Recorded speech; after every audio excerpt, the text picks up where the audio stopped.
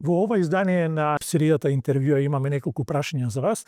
Го имаме председателот на Сојузот на синдикатите на Македонија, господин Слободан Трендафилов. Господин Трендафилов, ви благодарам што ја прифативте поканата.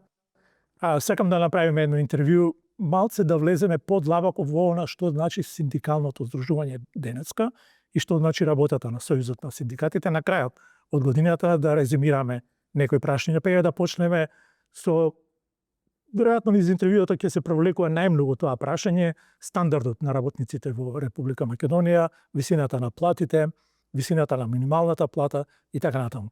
Ја привршуваме оваа година и останавме на дното по висината на минималната плата од земјите во регионот. Имаше обиди нешто да се направи, меѓутоа очигледно ќе разговараме за тоа, вие повеќе ќе кажете, имаше отпори во трипартитното она што е асоциација или Советот на економско-социјалниот совет и не се постигна нешто до крајот на годината да се зголеми или да се прифати она ваше барање истакнато на почетокот на годината дека оваа година треба минималецот да биде 500 евра во денарска противвредност. Па еве, ајде да почнеме со тоа. Како го оценувате тоа што не се постигна тој договор, иако во меѓувреме вие излегувате со ставови, соопштенија и истражувања дека 500 евра веќе се поминати и дека веќе тоа не е доволно за едно семејство во кое минималната плата е извор на приходи. Председател, се заблагодарам за можноста што е можно повеќе луѓе да погледнат што работат синдикатите, особено што ни давате можност како Сојуз на синдикати на Македонија да ја прошириме информацијата преку вас. Се разбира дека борбата на синдикатите, а пред се на Сојузот на синдикатите зборувам, на Македонија е во насока на подобрување и унапредување на работничкиот стандард во Македонија на македонските работници. Оваа година ја започнавме бурно. Ако паметите, уште во јануари организиравме пред 5 министерства, 5 протести каде што вработените во тие министерства сметаа дека треба да добијат зголемување на нивните плати како додаток на плата во висина од 30%, затоа што платите се ниски и не се задоволувачки, особено ако ја земаме синдикалната минимална кошница како параметар. Тоа што продолживме да го правиме е да протестираме како што протестиравме и годините наназад. Ние не направивме ништо ново. Само продолживме онаму каде што застанавме, продолживме да протестираме за потребата од зголемување на минималната плата. Во тој период работниците бараа од нас да се бориме за зголемување на минималната плата на најмалку 500 евра и ние тоа го истакнавме како главно барање на работниците. Организиравме неколку протести пред донесување на она фамозно решение од страна на министерот за економија и труд за прогласување на висината на износот на минималната плата. Ќе кажам дека ни беше одземено правото за преговарање на ниво на економско-социјален совет, затоа што Комисијата за утврдување на репрезентативност, која требаше да го легитимира Сојузот на синдикатите на Македонија како единствен легитимен представник на работниците заради бројот на членови кои членуваат во гранските синдикати издружени во ССМ, не функционираше. Сметаме уште дека тоа беше своевиден обид да се замолчат работниците и синдикатите токму во оние месеци јануари, февруари, март, кога треба да бидат најгласни и треба најмногу да се залагаат за зголемување на платата. Да, ние имаме законско решение кое преку протести и штрајкови го добивме во 2022 година, кога порасна минималната плата од 15 на 18.000 денари. Иако од 2022 година до 2025 година минималната плата е зголемена за близу 9.000 денари, меѓутоа тоа не е доволно. Не е доволно заради податоците со кои секојдневно се соочуваме и тешкиот живот на македонските работници кои преку вас медиумите често зборуваат дека тешко се преживува, дека тешко се врзува крај со крај. И следеше само она законско усогласување на минималната плата. Само да ве прекинеме за кратко. Вие се залагавте и да се промени методологијата за да се фати чекор со трошоците кои ги имаат граѓаните. Не само податоците со кои располагавме во тој период за зголемените трошоци за живот, ние располагавме и со информација од нашите братски синдикати во регионот, знаејќи што ќе прават тие и како ќе изголемуваат платите таму. И укажувавме на владата и на работодавачите и затоа понудивме модел кој значеше во прв удар работодавачите да не го трпат најголемиот финансиски издаток, односно удар на свој грб, државата да помогне тука преку субвенционирање, даначно ослободување на делот на придонесте за таа разлика од 24.000 денари до 30.000 денари, некои 6.000 денари. државата еднострано го одби ваквиот предлог на ССМ, но кажа седнете договорете се, што ќе се договорите, ние ќе прифатиме. Работодавачите немаа храброст. Односно, на средбите со нас укажуваа дека е потребно ние да го бараме како синдикат тоа за тие да добијат финансиски олеснувања и на таков начин не само платата до 30.000 денари да се зголеми или минималната плата да стигне 30.000 денари, туку да тие имаат можност да ги зголемат и другите плати. И тоа значеше на секоја плата зголемена до 6.000 денари да добијат работодавачите финансиски олеснувања, но на таков начин ќе се елиминираше платата во плику, онаа појава која за жал се враќа некако на голема врата. За жал немаше слух ниту од работодавачите, ниту од владата и затоа ние по прогласувањето на висината на износот на минималната плата во месец март продолживме да протестираме како ССМ и бевме единствен синдикат кој и на маса, меѓутоа и на улица ги кажуваше барањата на работниците и не сме престанати во тој поглед. Оваа година, например, за делот на платите имаме организирано повеќе од 33 протести и 5 штрајкови на ниво на работодавачи и веројатно трендот ќе продолжи во наредниот период заради тоа што немаат слух.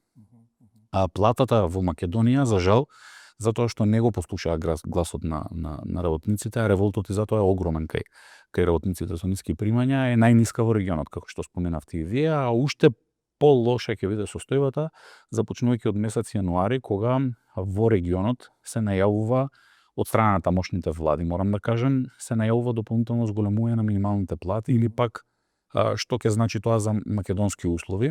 Ако работниците од Албанија до оваа година заради повисоката минимална плата и повисоките плати во Македонија доаѓаа во Македонија во оние погранични места, наредната година во јануари минималната плата како што е најавено од тамошната влада ќе изнесува во Албанија 500 евра. Во нето износ зборувам. Таа ќе биде за повеќе од 100 евра поголема од минималната плата во Македонија во јануари. Така да тоа ќе предизвика да не доаѓаат кај Тоа нас. ќе предизвика тие луѓе да не доаѓаат кај нас, меѓутоа тоа ќе предизвика дополнителен екзодус за нашите луѓе кои живеат во пограничните места на некои 10, 15, 20 или 30 километри до албанската граница да заминат таму да работат за повисоки плати. Истата работа ќе работат, зборуваме за оние така наречени сезонски работници кои работат во гостителство, во градежништво, во туризам и слично. И тоа значи одлив на дополнителен кадар од Македонија. Во Косово тамошната влада исто така најави дека од јануари 430 и нешто евра ќе изнесува минималната плата, а во јуни ќе изнесува 500 евра, затоа што сакаат да го следат трендот на секаде во регионот. Во Србија денеска 500 евра минималната плата во нето износ, од јануари истата ќе се зголеми на 550 евра.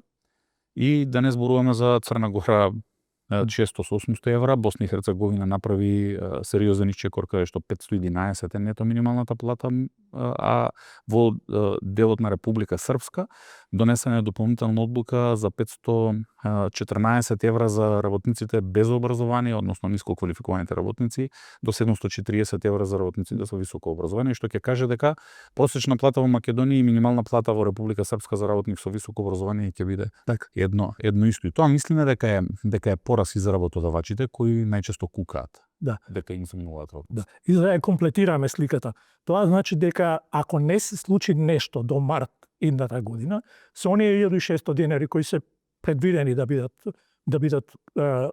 оние што ќе зголемат минималната плата, работниците во Македонија повторно далеку ќе заостануваат зад другите држави во регионот. Го пробевме дното. Ние тоа го кажуваме директно, колку и на некому тоа да не му се допаѓа кога го слуша. Уште повеќе не загрижува тоа што во моментот немате трипартитен социјален диалог, туку имаме бипартитен социјален диалог. Сојузот на синдикатите на Македонија од една страна и Конфедерацијата на слободни синдикати, работодавачите и владата од друга страна, затоа што тие гајат исти став по однос на ова прашање, да се почитува законското усогласување кое ни одблизу не е доволно. Ако имаме во предвид дека просечната плата е некаде околу 10% и ќе заврши веројатно тука, тоа е 5% од просечната плата, ако инфлацијата е 4% и 2% од таму, тоа е некаде околу 7% зголемување на минималната плата или срамен износ. За вие да им го ветувате на граѓаните уште од сега, да им го најавувате на работниците, да им кажувате како во март тие ќе добијат некои 1400, 1500 или 1600 денари, но ние како ССМ, морам да бидам искрен, сме одлучни и затоа испроведовме една анкета. Нас, работодавачите и владата, па дури и другите братски синдикати, не убедуваа дека само на неколку луѓе во ССМ им е потребен раст на минималната плата. И дека само ние бараме зголемување на платите и дека на работниците им е добро. И дека работниците добро живеат во Македонија, Ако не се пресметува синдикалната минимална кошница, супер се живее, супер се пазари. Ако не се бара од страна со самозголемување на минималната плата, одлична е оваа од 397 евра и така натака. И затоа спроведовме истражување во кое на репрезентативен пример од 1600 испитаници, 78% кажаа дека веќе 500 евра е изедена. И дека инфлацијата веќе си го земала својот дел и дека тоа е премалку и дека минималната плата треба да биде најмалку 600 до 700 евра во рамките на тие граници да се движи, за да можат работниците да си дозволат нешто, барем нешто достоинствено. А уште повеќе што треба да ги загрижи нив е тоа што 99,5% од испитаниците кажаа дека се подготвени да протестираат и да штрajkуваат доколку тоа не се оствари. За жал оваа година немаше волја од страна на работодавачите и од страна на владата и од страна на друг синдикат кој работеше спротивно на интересите на работниците за зголемување на минималната плата, но на другите полиња во делот на растот на платите исто така бевме под напад за да не се зголемат онака како што предвидуваат колективните договори. Так, 3 прашања ме мотивираат да зборуваме малце за нив, а тие најчесто се употребуваат кога се води диалогот меѓу синдикатите и во тоа трипартитно тело за стандардот на вработените. Јас ќе ги кажам така, се користат за да се манипулира со она што значи барањата на синдикатите.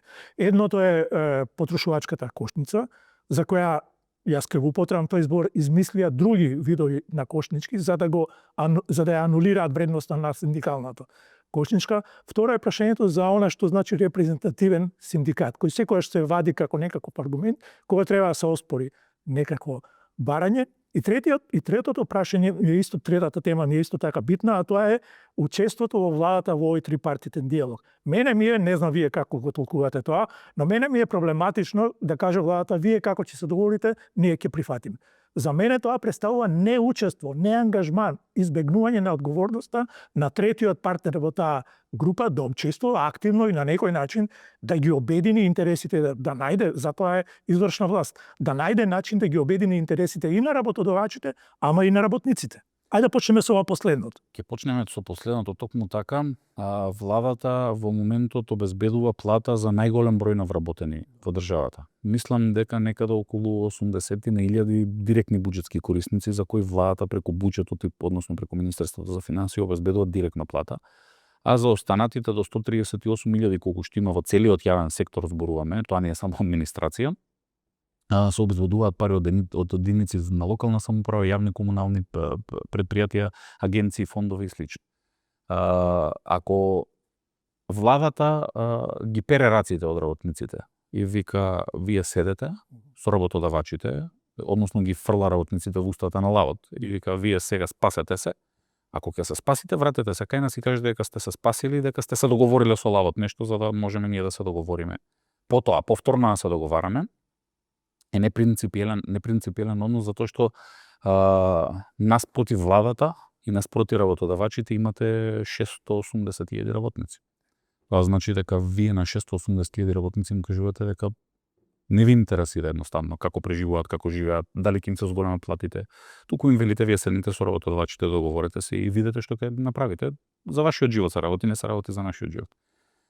И тоа мислиме дека даде многу негативен ефект кај работодавачите. Зошто? Затоа што бевме нападнати од почетокот на годината, дека барањето за платите било политичко барање, дека ние имаме скриени мотиви за растот на платите, дека на работниците не име доволно, дека нема финансиска конструкција, односно финански аргументи за зголемување на платите, дека ако се зголемеле платите ќе се затвореле бизнисите и компаниите, дека ќе се намалил бројот на вработените и разноразни изговори, затоа ние одлучивме и на владата и на работодавачите да им зборуваме со нивниот јазик. Што направивме? Ги обезбедивме податоците од релевантните институции, Централниот регистар, Управата за јавни приходи, кои го говорат спротивното. На секоја една затворена компанија од 2022 година која се зголеми минималната плата, за 3000 денари наваќе се зголемува над 2000 денари годишно, на една затворена компанија 2 нови отворени. А секој во делот на вработените работодавачите има изговор дека се намалува огромен број на вработени, дека тие стануваат невработени и слично. Податоците од статистика покажуваат дека ако во 2022 година сте имале 695 илјади работници, сега имате 692 или 694 илјади работници во Македонија. Тоа значи само работниците избрале да не работат за мизерна плата, заминале кај работодавачи ќе плаќаат повисока плата, но во целиот овој период кога не убедуваа, не видовме ниту еден функционер и не видовме ниту еден газда да живее и да работи за минимална плата и да го врзува крај со крај месецот со толку пари, невозможно е. И затоа почнавме да им зборуваме со нивните аргументи. Синдикалната минимална кошница која е поврзана со првото прашање, се обидуваа и претходната влада се обидуваше да го прави тоа, да бидам искрен, да дискредитираат како модел кој покажува колку тешко се живее. Целта на синдикалната минимална кошница не е да ја покаже на владата 4-члено семејно домаќинство со колку може да преживее. Целта е да покаже дека не се преживува ни со толку и дека е потребно повеќе и побрз раст на платите на работниците. Но од друга страна, на последната седница на економско-социјалниот совет слушнавме дека владата ќе пресметува кошничка врз основа на која ќе ги гради параметрите во натамошниот период за раст на платите, која ќе била далеку пореална и која ќе била далеку пониско од вредноста на синдикалната кошница која пресметува. Само како да сакаат да ни кажат, еве вие вредноста на кошничката, еве ви ги производите, повелете, пазарете во супермаркетите и ние сметаме како држава дека вие со толку ќе преживеете на крајот на краиштата и мислиме дека тоа е многу погрешна политика, а пак работодавачите кога видоа дека владата го напаѓа синдикатот, а не преговара за колективен договор, не потпишува колективни договори, тие рекоа кога владата не го прави тоа, ние како работодавачи не сме должни кон работниците затоа што имаме многу посилен сојузник моментално, а многу послаб непријател затоа што владата има политичка моќ, работодавачите имаат моќта на капиталот, а ние имаме моќта само на бројност. Затоа го поставам тоа прашање затоа што кога владата се исклучува од трипартитниот диалог, практично го прави ова што го велите вие, ги остава работниците во устата на лавот, како што символично мора да биде символично и мора да биде директно кажано затоа што така се чувствуваат работниците. Ние во ССМ главна задача имаме да ја почитуваме волјата на работниците и барањата кои ќе ги достават до нас и наша главна улога е да ги представиме, да протестираме и да штрайкуваме за тие барања.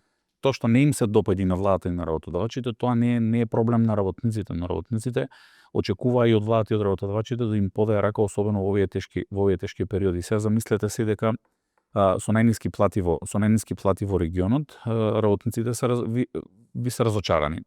Од друга страна работодавачите кукаат за продуктивноста, од другата страна владата вели јас не можам да обезбедам повеќе средства, а работодавачите на пример како пример на годишно ниво некаде подграднуваат државната каса за 250 милиони затоа што даваат плата во плику односно во кеш, а не ги плаќаат придонесите за задолжително социјално осигурување. Това е врзан систем од кој тешко ќе се испадне. Има уште една тема која се користи, јас мислам дека манипулативно, а тоа е најчесто спомнувањето од страна на работодавачите продуктивност.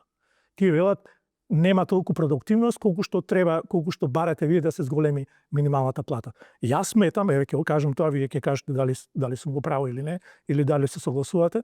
Дали некој работник ќе биде продуктивен? Тоа не зависи од работникот, зависи од менаџерот, од компанијата, дали создава услови. Машините, алатите, така. Работодавачите најчесто ја користат како изговор продуктивноста, но за наша среќа Народна банка даде податоци на еден медиум кои беа јавно објавени пред неколку месеци, кои покажуваат, односно ја покажуваат реалната продуктивност на работниците која не се мери во статистички бројки, туку се мери во реални пари, или еден работник е продуктивен во секторот градежништво, кај што платата е пониско од просечната плата и му ствара капитал на работодавачот во висина од 10.000 евра на годишно ниво во нето износ. Само еден работник, помножете го тоа колку работници имате во сектор градежништво и ќе видите колку им се продуктивни работниците на работодавачите во тој сектор. Индустрија, туризам, угостителство и слично, други услужни дејности, односно целокупната индустрија како сектор ствара продуктивност од 5.000 евра, трговија исто така тука влегува, ствара продуктивност од 5.000 евра во нето износ повработен на годишно ниво. И веројатно тоа не е мала продуктивност од работниците, веројатно таа продуктивност им го овозможува луксузот. Ние работнички кажуваме, еден работник работи за себе, работи за платата на работодавачот, работи за инвестициите на газдата, работи за платата на газдата која е висока и потоа му ствара дополнителен капитал колку во висина на едногодишна минимална плата во Македонија. И работи за државата бидејќи од неговата плата дополнителниот дел 50% од тоа заминуваат да. во буџетот. И сите како да се прават слепи при очи дека тоа е окей, дека ние треба да разбереме во Македонија дека има пазарна економија и дека бизнисот сам ќе ги регулирал платите.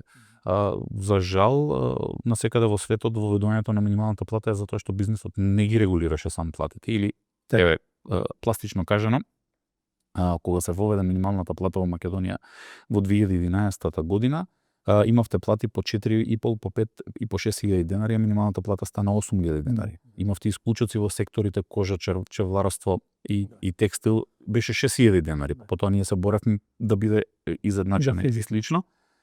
Просечната плата ви беше по 20.000 денари во тој период во Македонија. Не зборуваме за тоа дали вределе повеќе или не вределе од денеска, тоа се економски показатели, но ако немавме минимална плата или пак на пример дополнително како аргумент, ако може да се разбере, во 2022 година кога протестиравме, штрајкувавме и го сменивме моделот, 50% од порастот на просечната плата и 50% од инфлацијата, изголемувањето на минималната плата за 3.000 денари или од 15 на 18.000 денари, ако го следевме тој тренд до денеска по претходниот модел за раст или усогласување на минималната плата, денеска минималната плата ќе беше некаде околу 20.000 денари или за 4.500 денари пониска од моменталната. И толку бизнисот ќе се грижише за работниците и толку и државата ќе се грижише за работниците. Да не го заборавиме, кога станува збор за синдикалното здружување, расцепканоста, фрагментираноста на синдикалното здружување, кое јас не можам да препознам зошто не се обединува околу некои прашања кои се заеднички вредности за сите синдикати. Тоа е нели благосостојбата на работниците. И растот на платите. Да. Видете, за жал, Македонија не е одмината од таквите трендови за создавање на синдикални организации од страна на одредени структури, се со цел да се наштети на работниците. И во 2005 година, кога тогаш бил расцепкан Сојузот на синдикатите на Македонија, бил расцепкан со една цел за да биде разединет работникот и за да едниот бара, едниот не бара и на таков начин да се поигруваат со работничката судбина тогашните политичари.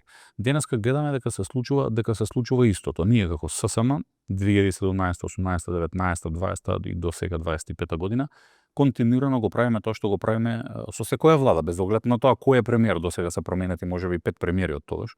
Но тоа што ние го правиме е дека кога не се задоволни работниците и кога работниците ќе се обратат до ССМ како нивен представник, протестираме, штрајкуваме, преговараме и така натака. Но кога гледате дека конкретно од почетокот новаа година, за да се делегитимира ССМ затоа што бара зголемување на платите, не се утврдуваше репрезентативност, односно вие не добивате. Ви велат седнете, договорете се, ама столчето од масата ви е тргнато зад врата затоа што не смеете да седнете, затоа што не можете и немате право да седнете на таа маса. Тоа се одолговлекуваше некои 5-6 месеци, кога видоа дека не можат и со политички интриги, и со политички упади во синдикалните организации, каде што сме синдикално организирани, да не разединат дополнително, сватија дека мора да превземат некои законски измени, па на брза врата, со предлог на пратениците, по скратена постапка, го менуваа законот за работни односи, кој патем треба биде разгледан на економско-социјален совет, за да биде таму разгледан треба да има репрезентативен синдикат. И го намалуваат прагот за утврдување на репрезентативност да удоволат на другиот синдикат од 10 на 5% само за да стане партнер на другата страна или во конкретниот случај да има противтежа на тројца социјални партнери, влада, работодавачи и синдикати против еден синдикат кој им бара плати. Замислете, тоа го прават само за да не се зголеми платата. Не го прават тоа да наштедат ниту на слобода, ниту на ССМ, туку само за да имаат оправдување изговор да не се зголемуваат платите и веднаш потоа расцепканоста е до таму што истиот синдикат вели потребно е само законското усогласување на минималната плата, платите други треба да го следат тој раст на законското усогласување и дека добро се живее во Македонија и дека не треба да се бара повеќе затоа што сега било проблематично време, меѓутоа ние поминавме и ковид криза, па и тогаш протестиравме и штрајкувавме. И тогаш беше уште потешко. Воена состојба во Украина поминавме, кога на почетокот и цените отидоа до плафон, инфлацијата отидоа и тогаш протестиравме, штрајкувавме и сметаме дека и денеска треба да се протестира и да се штрајкува ако гледате тотално непочитување од спротивната страна, но жално е тоа што таквите синдикати не сваќаат дека не му прават штета на ССН, туку им прават на работниците, односно на нивните членови, а нивните членови како да не сваќаат дека со тоа што се членови на тој синдикат дополнително даваат поддршка и сила на незголемувањето на платите. Односно, тие синдикати ја црпат силата од нивното членство и велат, ете ние имаме толку и толку јади членови во јавниот сектор, добри се платите, малку се повисоки од минималната плата, ама не треба да се зголемува минималната плата затоа што ќе предизвика ланчен систем за зголемување на сите останати плати, како повеќе да зборуваат во име на владата и на работодавачите, отколку во името на работниците, и тоа е жалосно. За наша среќа, Европското и Светското синдикално движење ги препознаа таквите синдикати како жолти синдикати и за прв пат во извештајот на Меѓународната конфедерација на трудот за минатата из оваа година е евидентирано дека во Македонија се формираат така наречени жолти синдикати со притисок кон работниците од владини, односно државни функционери, и тоа е една негативна појава која е на штета на работниците. Се приближуваме кон крајот на интервјуто, само уште две прашања ќе ве замолам. Едното е како го читате буџетот за 2026 година од она што е донесено од аспект на уставната концепција дека Македонија е социјална држава, во која социјалната држава подразбира грижа и за работниците. За да кажеме што со сегашниот буџет, ќе морам да искористам приликата за годинашниот буџет, следната година да го поврземе. Оваа година во буџетот имаше предвидено можеби најмногу средства за раст на плати во споредба со претходната година. 25-та во споредба со 24-та година или за 13,8%, и потоа со ребалансот се обезбеди уште некој дополнителен процент. Но вработените не видоа 13,8% изголемување на нивните плати, за жал. Во културата е наместо по растот на минималната плата 8%, вработените добија 5%, или па по општиот колективен договор за јавниот сектор требаше да добијат 12%, не добија толку. Во некои други дејности како што е образованието, наместо да добија 12%, тие добија 7% или 5% оваа година, поточно во некои други сектори исто така се случи.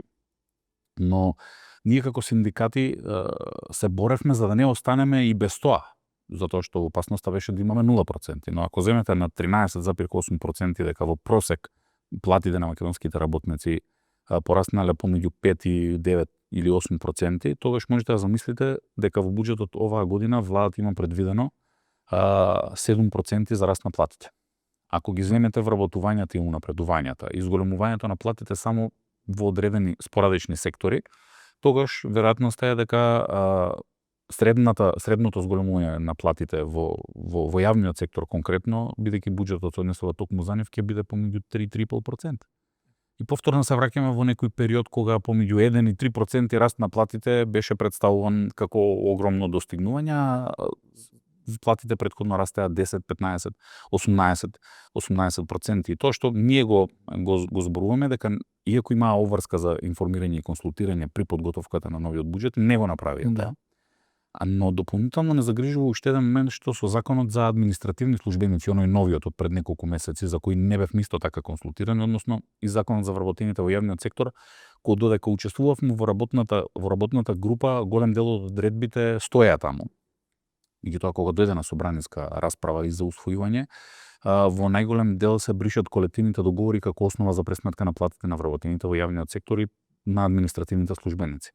Тоа значи дека платите, интенцијата на владата е, затоа што владата треба да ги примени тие два закони, односно работодавачите во јавниот сектор, да ги пресметуваат по закон за административни службеници, и се плашиме дека може да дојде дури до намалување на платите онака како што е напишан законот. Ние претпоставуваме, затоа што не сме биле дел од целосниот процес, а никој не објаснува зошто е иземен, односно таму вели платата на вработените во јавниот сектор се пресметува со овој закон.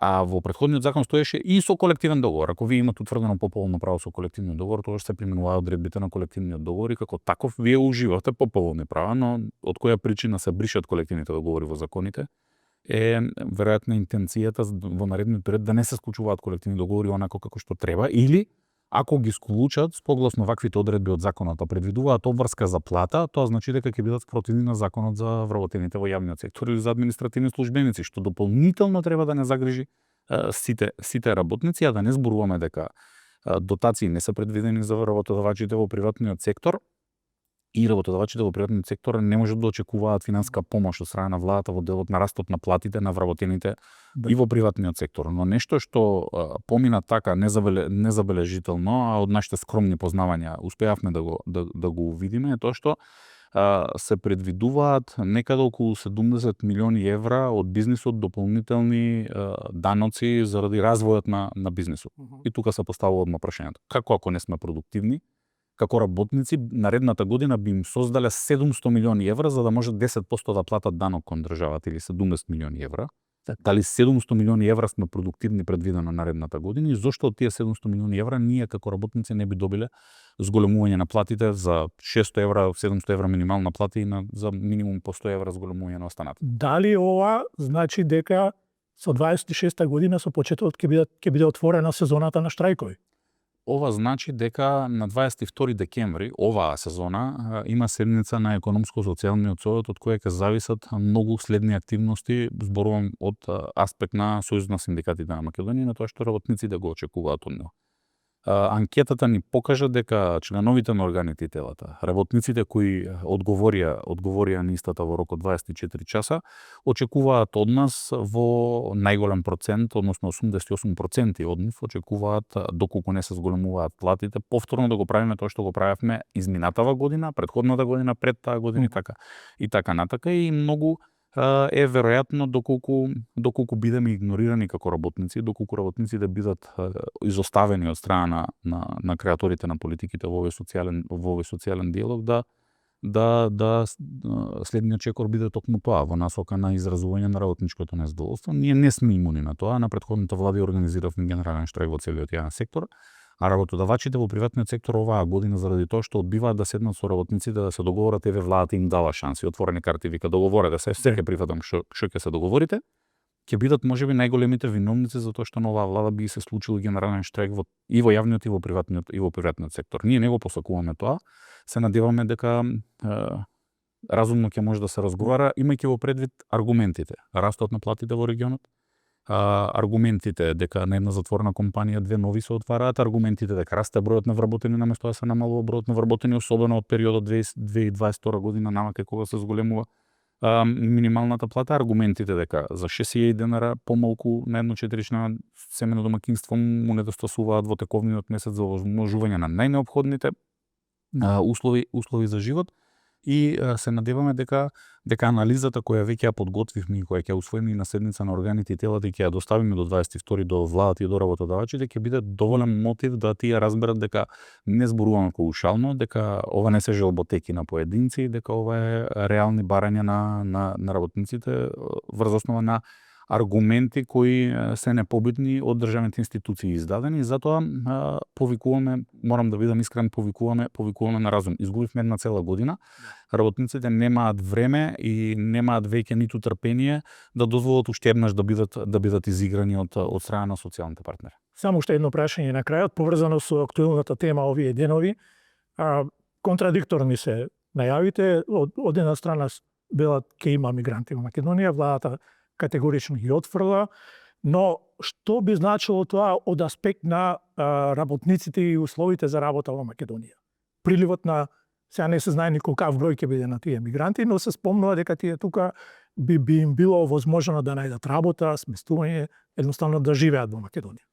Тоа што го зборуваме години наназад, го зборуваме и денес, а тоа е владите, сите досегашни, работодавачите, сите досегашни од независноста на Македонија, и те како се погрижија да ги иселат сите квалификувани работници од Македонија заради тоа што не ги вреднуваат, заради тоа што не ги плаќаа онака како што заслужуваат и заради тоа што сметаат дека секој е заменлив. Но дојдовме во време кога не е секој заменлив и кога немаме веќе квалификувани работници, кога работниците не можете така лесно да ги најдете на пазарот на трудот и плюс работниците имаат дополнителен избор да работат за повисоки плати и нема работат во трудоинтензивни дејности.